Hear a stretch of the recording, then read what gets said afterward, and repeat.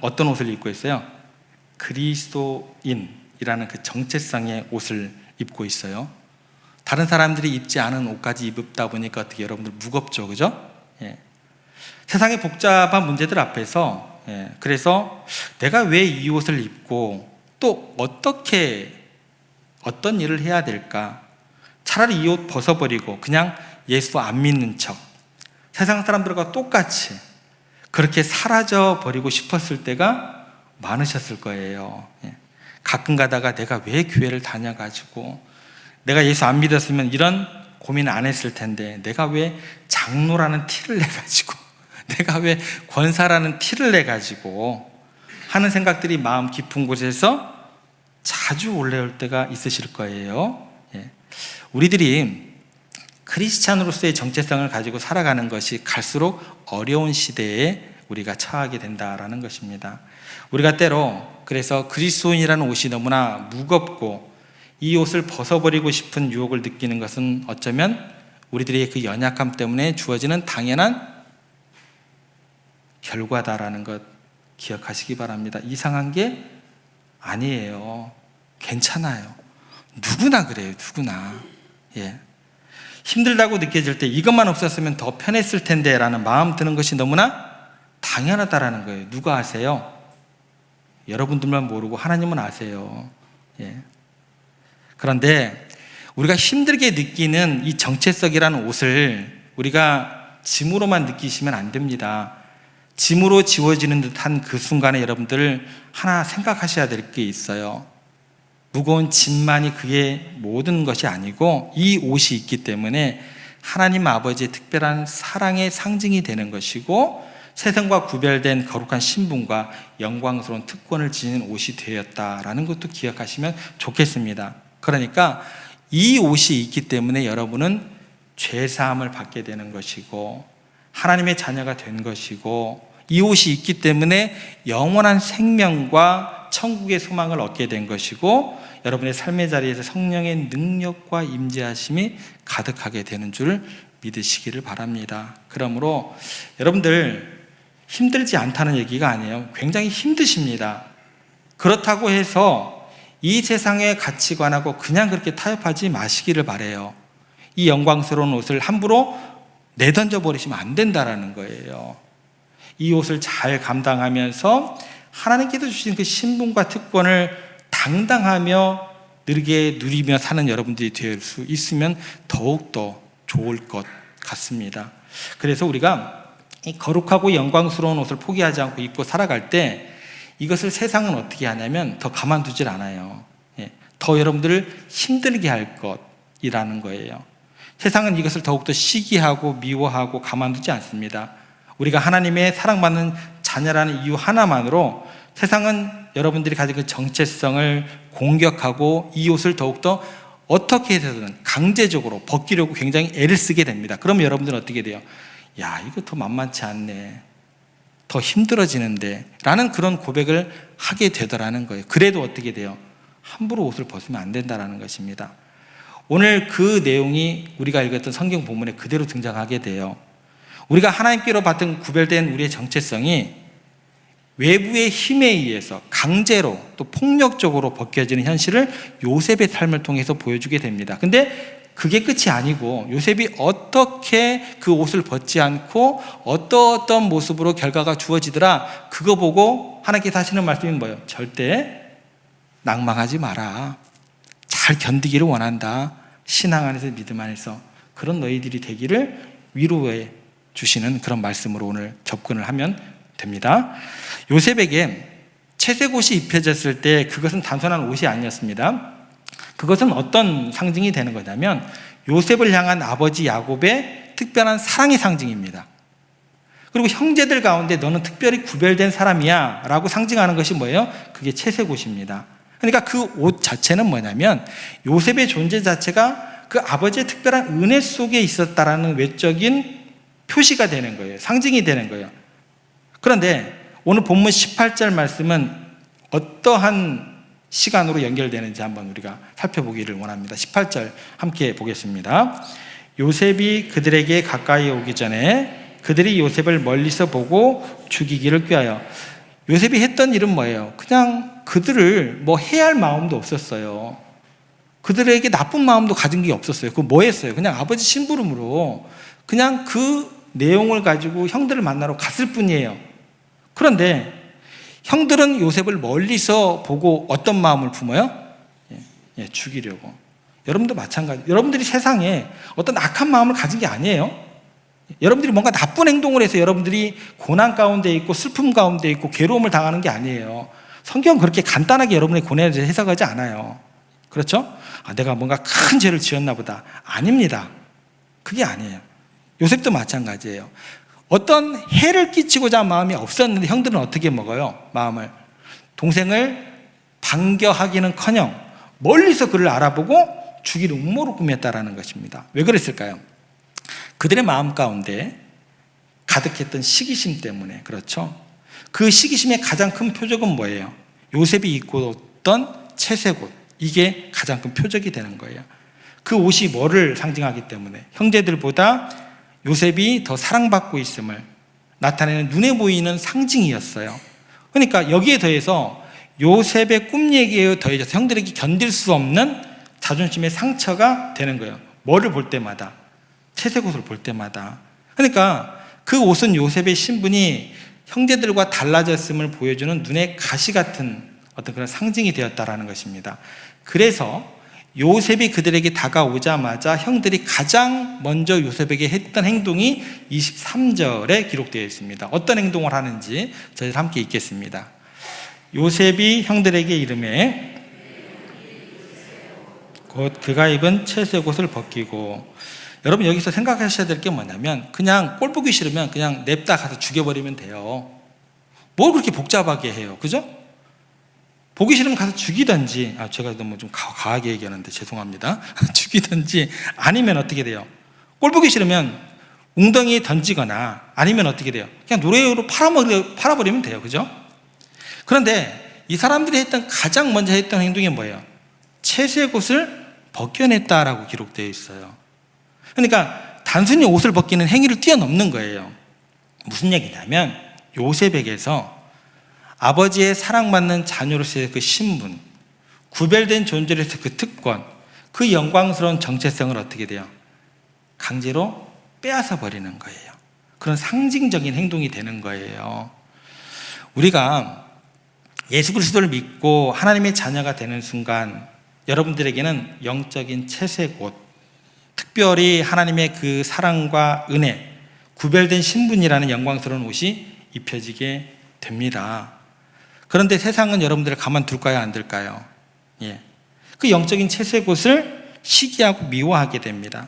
여러분들이 뭔가 특별한 나쁜 일을 해서가 아니에요. 하나님의 특별한 사랑을 받는 자녀라는 그 이유 하나만으로 여러분들을 미워할 수 있다는 거예요. 그리고 우리가 가진 그 영광스럽고 거룩한 옷, 그 하나님의 은총의 그 상징이 되는 그것을 어떻게 돼요? 지우려고 애를 쓰게 되는 것입니다. 그래서 여러분들이 힘들게 하는 거죠. 이래도 네가 그 옷 안 벗을 거야? 이래도 네가 그거 견딜 거야? 그러면 내가 이렇게 할 거야. 이렇게 하는 거죠. 네가 하나님의 자녀라고? 웃기지 마. 내가 이렇게까지 했는데 네가 또 그렇게 이야기할 수 있어? 여러분의 은총을 지워버리고 계속해서 시도한다라는 거예요. 때로는 노골적인 말로서, 박해로서, 때로는 조롱과 멸시로서, 때로는 부당한 대우와 핍박을 가지고 여러분들이 입었던 그 채색옷, 영적인 정체성을 벗어버리도록 그렇게 계속해서 노력을 한다라는 것입니다. 그리고 결과적으로는 어떤 일이 벌어지게 되냐면 요셉은 결국 어떻게 돼요? 형들의 그 미움 때문에 채색옷이 벗김을 당하게 되고 벌거벗은 상태로 절망적인 상태에 떨어지게 됩니다. 그 얘기가 24절에 기록되어 있습니다. 같이 한번 읽겠습니다. 그를 잡아 구덩이에 던지니 그 구덩이는 빈 것이라 그 속에 물이 없었더라. 자, 여기 보시면 이제 채색옷이 벗겨진 상태로 어디에 던져졌어요? 깊은 웅덩이, 구덩이에 던져지게 됩니다. 무슨 얘기냐면 더 이상 누가 나를 도와줄 사람이 없는 것처럼 느껴져요. 이 구덩이에, 깊은 구덩이에 빠져버렸으니까. 그죠? 너는 더 이상 아버지의 사랑받는 아들이 아니야. 그리고 난 다음에 그 다음에 어떻게 돼요? 노예로 팔리게 돼요. 그러면 생각해 보세요. 요새는 이제 이후에 구덩이에 빠지고 노예로 팔려가게 되고 그렇게 그런 시간들을 지나면서 요셉이 무슨 생각을 했을까요? 아우, 차라리 채색 옷 입히지 말지. 그죠? 아우, 차라리 나를 신앙을 갖게 하지 말지. 믿음을 저에게 허락하시지 말지. 이렇게 되는 거죠. 그죠? 내가 채색 옷 안 입었으면 내가 이런 꼴 안 당하는데. 그게 요셉이 생각 아니었을까요? 여러분, 우리가 너무너무나 예수님 믿는 것 힘들고 어려울 때마다 내가 괜히 예수 믿어가지고, 내가 괜히 목사 돼가지고, 내가 괜히 교회 다녀가지고 내가 왜 이 꼴을 당하나, 내가 하나님 잘 믿은 것 때문에 좋은 일이 있어야지 말이야. 그죠? 내가 하나님 잘 믿은 그 이유 하나 때문에 내가 얻은 게 이것밖에 없지 않느냐, 절망의 웅덩이에 빠진 것밖에 없지 않는가, 이런 아픔을 경험할 때가 많습니다. 신앙생활하면서 그런데 성경에 보면 순탄하게 술술술 잘 풀렸더라라는 사람 찾아보기가 쉽지 않아요. 정말 겪지 말아야 될 고난을 예수 믿는다는 이유 때문에 반드시 겪을 때가 많다라는 거예요. 예수님을 한번 생각해 볼게요.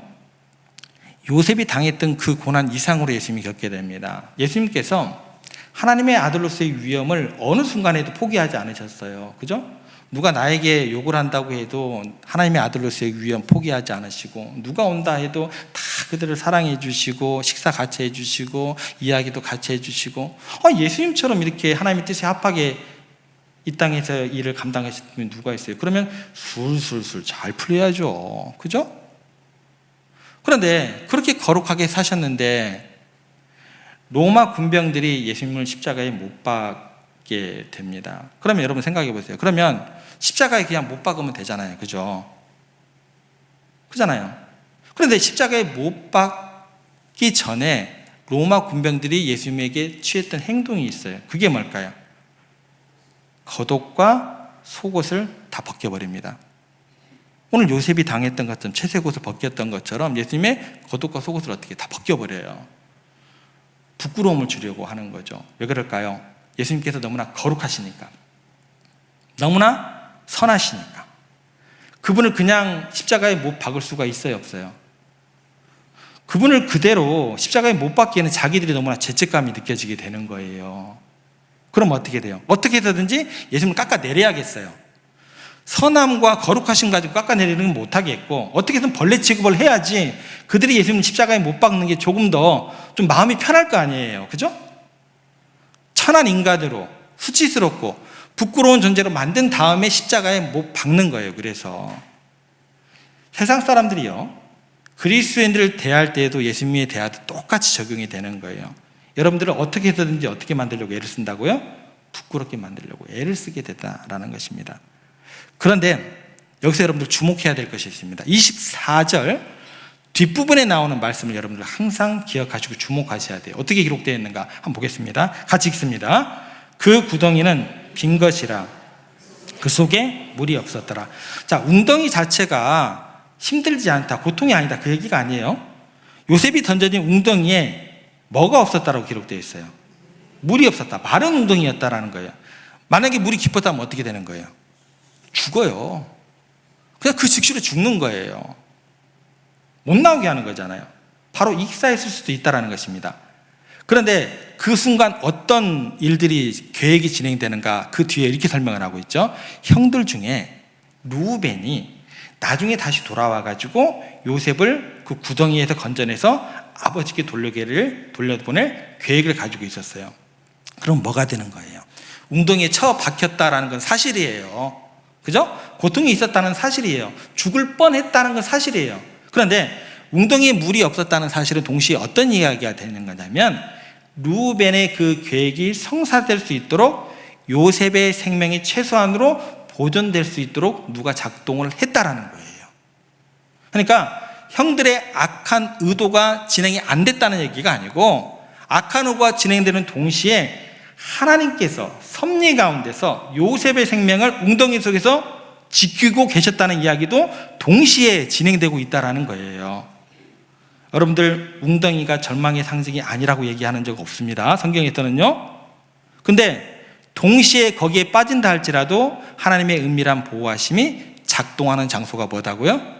구덩이다라는 거예요. 세상은요, 여러분의 채색 옷을 벗기려고 엄청 노력하고 그리고 웅덩이에 던지려고 하지만 바로 그 웅덩이 속에서조차도, 구덩이 속에서조차도 여러분들을 하나님께서 지키고 계심을 믿으시기를 바랍니다.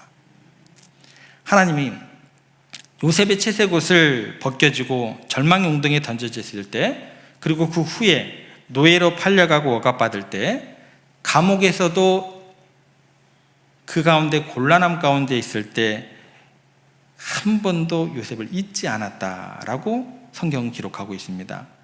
요셉이 노예로 팔려가 있을 때, 보디발 집에 있을 때 창세기 39장 2절은 이렇게 기록을 하게 됩니다. 같이 한번 읽겠습니다.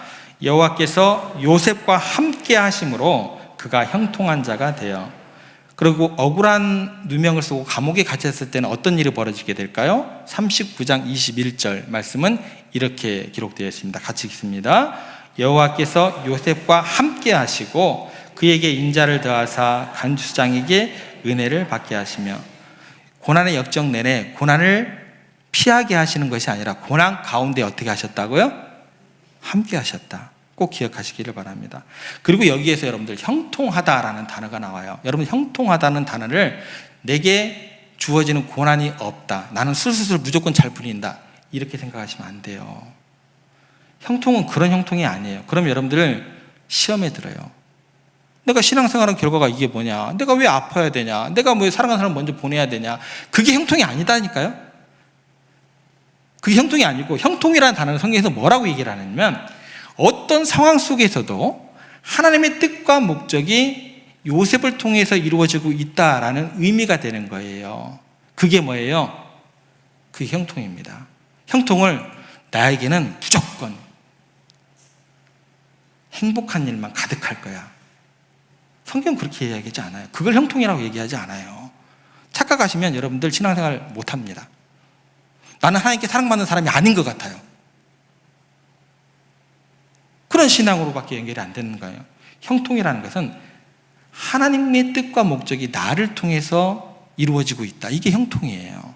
그러니까 하나님은 요셉이 고난의 가장 깊은 곳에 있을 때도 그와 함께 계셨고, 그 함께 계심을 통해서 하나님의 계획을 신실하게 이루어 나가고 계심을 뭐라고 한다고요? 형통하다라고 이야기를 한다라는 것입니다.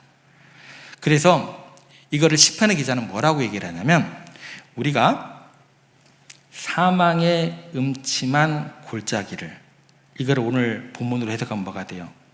우리가 사망의 음침한 구덩이를 빠진다 할지라도, 다닐지라도 해를 두려워하지 않을 것은, 그 다음에 무슨 얘기가 나올까요? 목자 되신 주님께서 여러분들과 함께 하시기 때문이라, 이렇게 고백을 하게 됩니다. 하나님께서 고난 속에서 여러분들을 만나고 붙드시고 더 가까이 하시는 분임을 믿으시기를 바랍니다. 약하고 낮아졌을 때 여러분의 힘이 아닌 하나님의 강한 손이 여러분을 붙들어 주실 줄 믿으시기를 바랍니다. 찰스 스펄전 목사님이 이런 얘기를 했습니다. 하나님께서는 그 자녀를 풀무불에 던지실 때는 하나님도 그 안에 같이 계신다. 아멘은 아껴뒀다가 언제 쓰시려고 안 하시는지. 여러분, 하나님을 믿는 것 때문에 어떤 고난을 당해도 오히려 하나님께서 우리와 함께 하시고 더 가까이 하시는 줄 믿으시기를 바랍니다. 벗겨진 채색 옷, 그 수치 속에서, 웅덩이의 구덩이의 그 고립 속에서, 노예와 감옥의 그 절망 속에서 요셉은 인간적인 힘으로는 아무것도 할 수 없는 걸 깨닫게 되지만, 그때 하나님은 요셉의 가장 그 약한 모습 속에서 가장 강하게 역사하시게 됩니다. 여러분, 이런 생각도 해보게 돼요. 채색 옷을 입었을 때 아버지의 남다른 사랑의 특권을 우리가 누리게 되는 거잖아요. 그러면 어떤 것이 당연히 따라올 수밖에 없냐면, 그 특권이 있기 때문에 세상의 미움과 시기라는 것은, 고통을 겪음이라는 것은 당연히 따라올 수 있는 것을 피할 수가 없게 되는 거예요. 왜요? 나보다 왜 저 사람을 더 사랑합니까? 라는 것이 있기 때문에 시기할 수밖에 없어요. 당연히 따라온 결과라는 거예요. 남다른 사랑을 받으면은요, 남다른 시기도 받게 되는 거예요.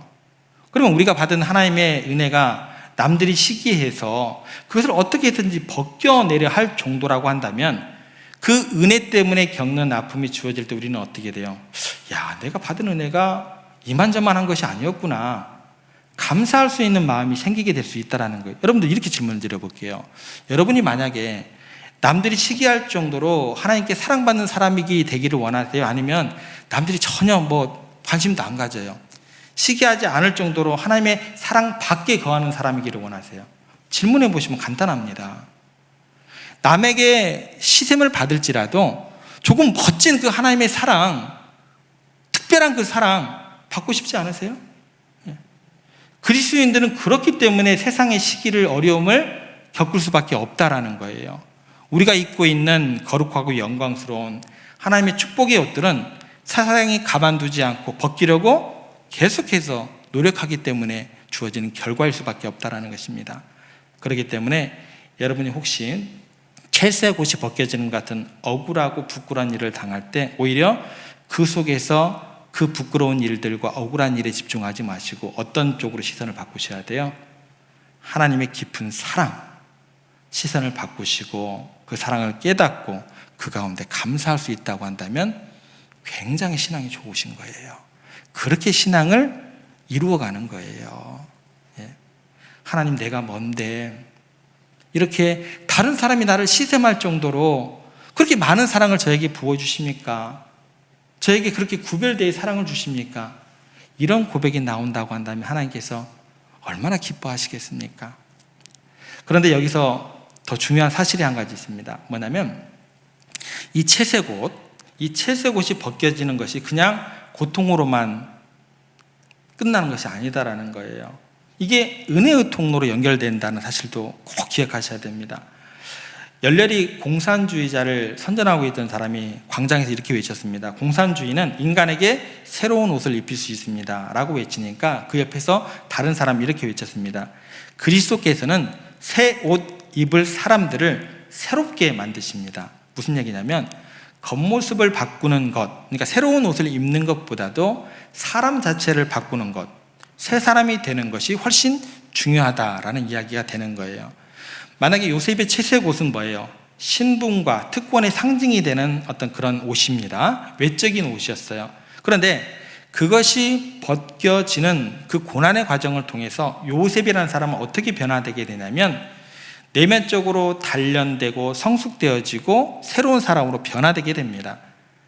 아버지의 사랑만 알았던 그 요셉이요, 철없던 아들에서 고난을 통해서, 인내와 겸손을 통해서 하나님을 의지하는 법을 배우게 되고, 다른 사람의 아픔을 이해하는 넓은 마음 가진 사람으로 진정한 지주다로 다시 새롭게 빚어지게 됩니다. 그러니까 요셉이 채색 옷이 벗겨지고 웅덩이에 처박히고 노예로 팔리고 감옥에 갇히는 그 혹독한 과정을 겪었기 때문에 결과적으로는 창세기 41장에 가면 이집트 왕 앞에서 그 어떤 옷보다도 존귀하고 영광스러운 옷, 애굽의 총리 대신만 입을 수 있는 세마포 옷을 입게 되는 거예요. 그래서 여러분들을 부를 때 거룩한 성도라고 부르시고, 여러분들에게 어떤 옷을 입히겠다고 하나님께서 약속해 주셨어요? 성도들의 옷은 뭐예요? 세마포 옷이 되는 거예요. 만약에 채색 옷이 벗김을 당하지 않았다고 한다면, 고난을 당하지 않고 인생 가운데 환난과 시련을 겪지 않았다고 한다면, 요셉이라는 사람은요, 평생 아버지 품에서 벗어나지를 못하게 됩니다. 채색 옷 입고 마마보이처럼 그렇게 그냥 평안하게 사는 그 정도의 수준에 머물렀을 거예요. 그렇게 집안에서 양떼 돌보고 평안하게 그런 어떤 수준에 머무르는 인생이 되었을 것입니다. 세상을 책임질 총리 대신의 자리에 세마포 옷을 입을 기회는 그에게는 주어지지 않았을 것입니다. 그런데 채색 옷이 벗겨지는 고난은 결과적으로는 세마포 옷을 입히기 위한 준비가 되었다라고 성경은 이야기를 해주고 있습니다.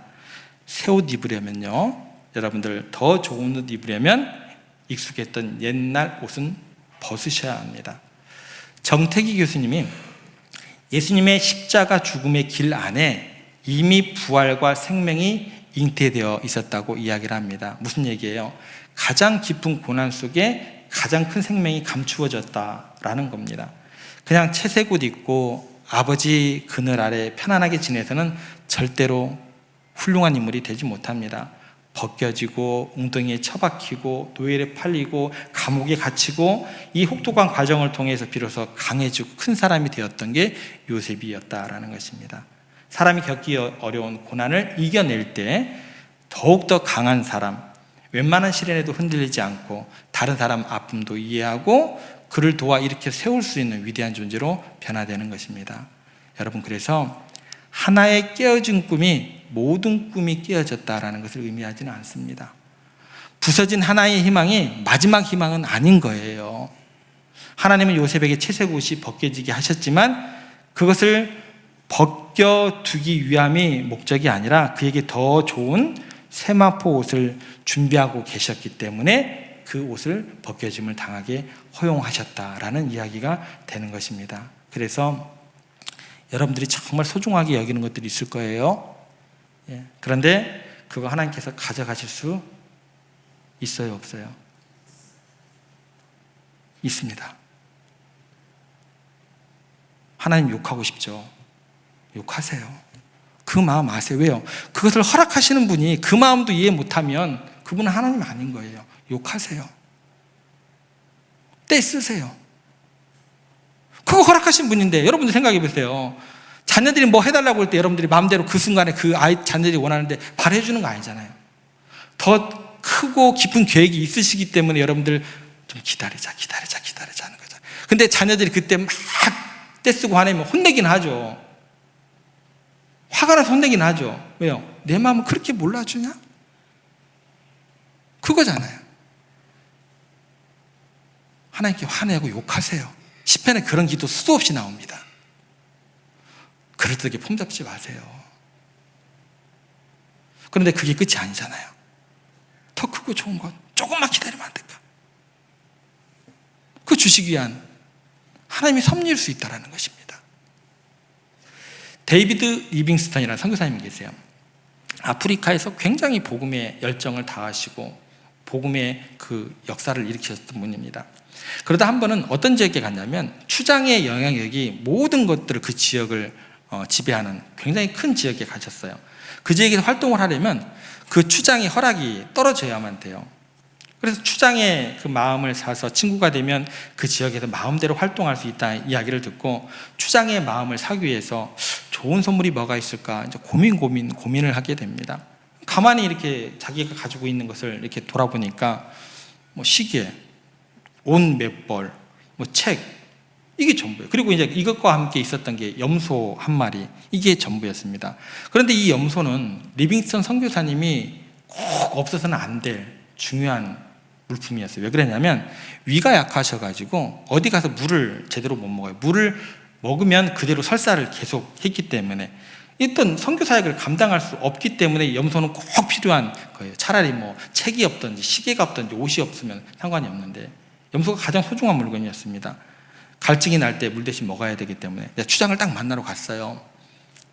그런데 추장이 계속해서 자기가 가지고 있는 다른 물건을 안 보고 뭐만 바라보냐면 염소만 바라보는 거예요. 아이고, 이거 어떻게 해요? 자신에게 가장 중요하고 선교 일을 함에 있어서 양보하지 못할 가장 필요한 것인데 추장이 자꾸 염소만 보는 거예요. 어떻게 했을까요? 여러분들은 절대 안 주실 그런 표정이구나. 형사님이 그 추장에게 염소를 줬어요. 그랬더니 추장이 그걸 봤더니 막 너무 고맙다고 막 이야기하면서 뭐 이렇게 조그만 지팡이 하나 주는 거예요.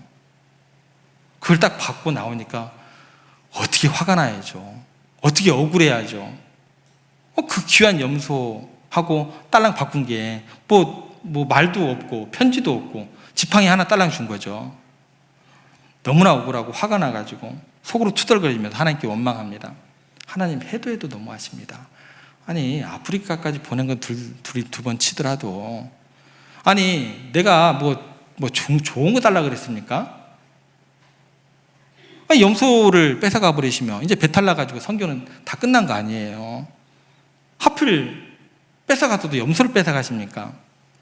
투덜투덜거리면서 나오고 있는데 그 나오는 어떤 발걸음에서 사람들을 딱 만나기 시작하는데 그 원주민들이 선교사님 보더니 갑자기 무릎을 꿇고 막 인사를 하고 존경을 표시하며 어쩔 줄 몰라 하는 거예요. 아, 왜 그러냐고 갑자기. 그 이유를 물어봤더니 당신 손에 있는 그 지팡이 때문이라는 거예요.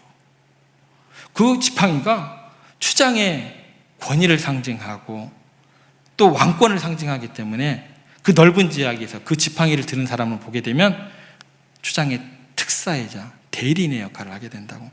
그래서 모든 사람이 그 지팡이를 보자마자 환영을 하고 막 존중하고 무릎을 꿇고 막 인사를 하는 겁니다. 결과적으로 어떤 일이 벌어지게 돼요? 그 지팡이 때문에 가고 싶은 거 다 가고 설령 설산을 했는지는 모르겠습니다.